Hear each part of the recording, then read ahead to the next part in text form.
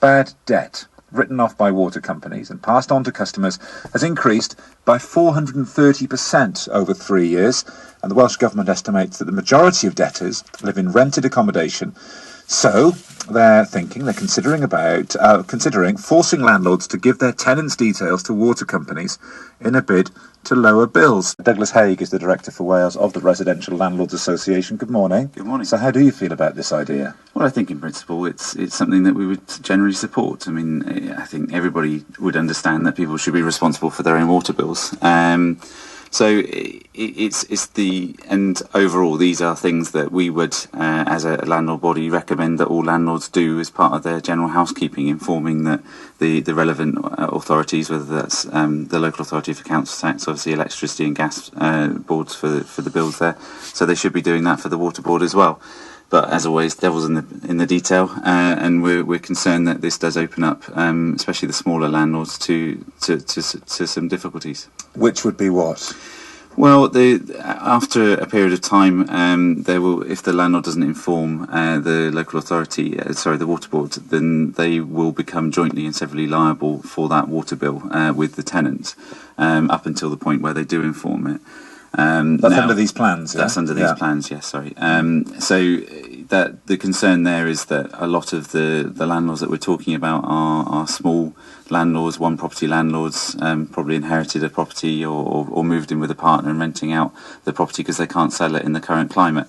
So they may not have changed the correspondence address for the water bills, and the tenant may be receiving them and not doing anything with them. So the landlord then would be liable and not necessarily know. So therefore could be facing quite a big bill. Yeah, and that's a small fear, isn't it, against asking landlords to take responsibility, which, I mean, there are many benefits to being a landlord. You don't have to do a great deal sometimes. So it's a small thing to ask, isn't it? Well, I'd possibly argue the point that you don't have to do a great deal, but I mean, this does come on the back of two major consultations that are going to fundamentally change the private rented sector in Wales, and we're concerned about just the sheer volume of legislation that's being thrown at landlords at the moment.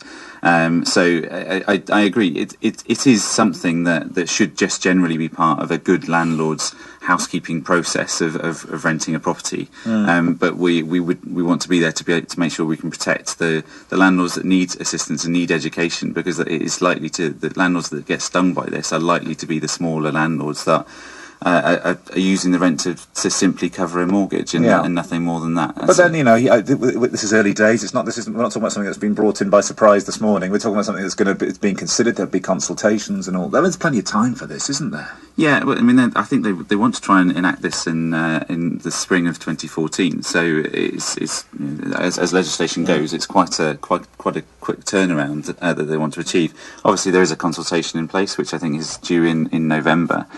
We obviously will be responding to that as a Residential Landlords Association. We would encourage all landlords to look at the proposals. They're quite simply written, and as I say, it's something that in general we support.